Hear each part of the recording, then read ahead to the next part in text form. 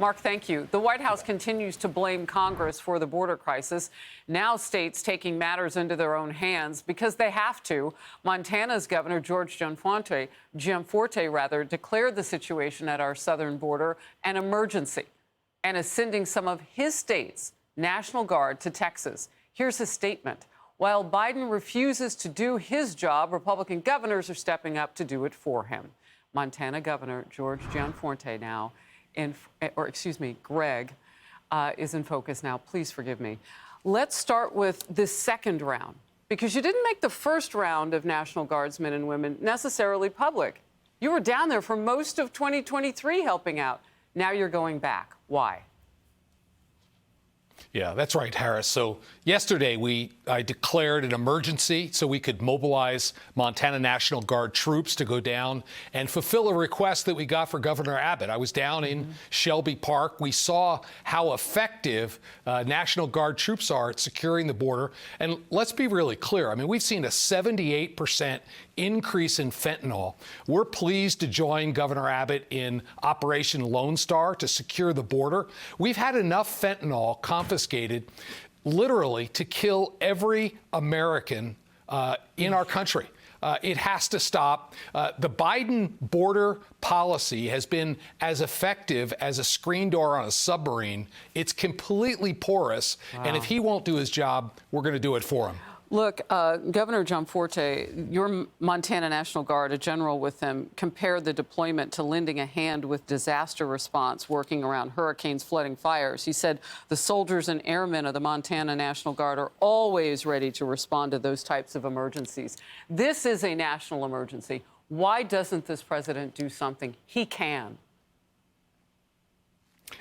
I don't understand it. I think the primary responsibility of the federal government is national security. It comes before everything else. And yet he's been sitting on his hands. 27 governors presented a 10-point plan to him 2.5 years ago. I again handed it to him at the White House earlier this year, just asking for a meeting, and it's been crickets. We've heard nothing in response.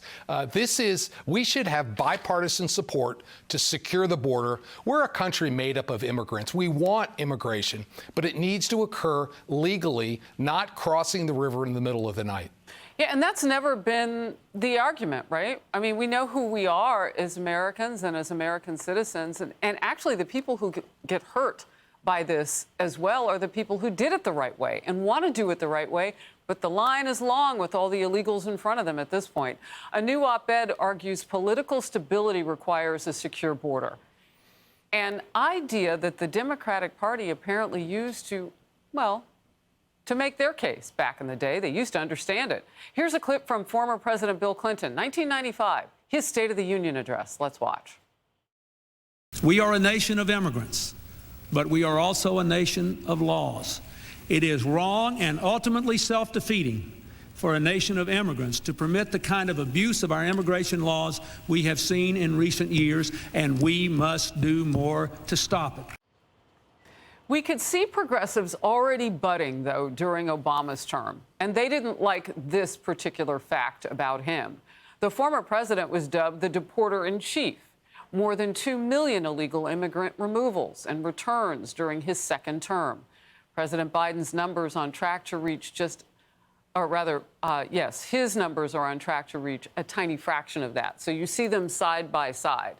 I want to get your reaction to that and the recent reporting that they've even slowed down now, even more in the Biden administration in terms of who they are deporting.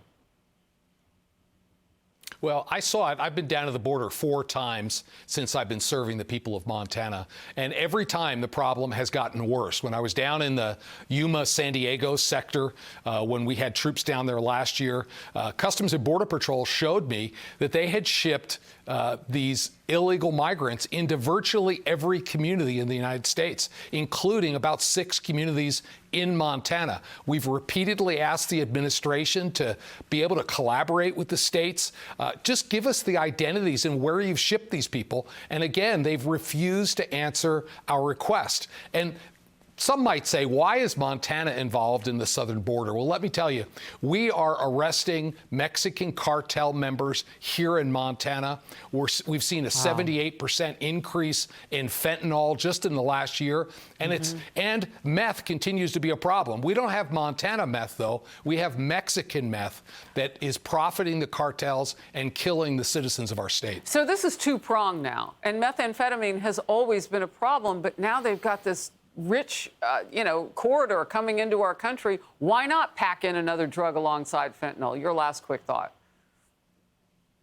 Well, that's true. And this is why I'm just calling on President Biden to do his job. And in the absence of that leadership, Republican governors are going to step up, and we're going to help Governor Abbott and other border states that want the help to secure the border. All right. Governor Greg Gianforte, thank you very much for your time today and being in Focus. Thank you, Harris. Hey everyone, I'm Emily Campagno. Catch me and my co-hosts Harris Faulkner and Kaylee McEnany on Outnumbered every weekday at 12 p.m. Eastern, or set your DVR. Also, don't forget to subscribe to the Fox News YouTube page for daily highlights.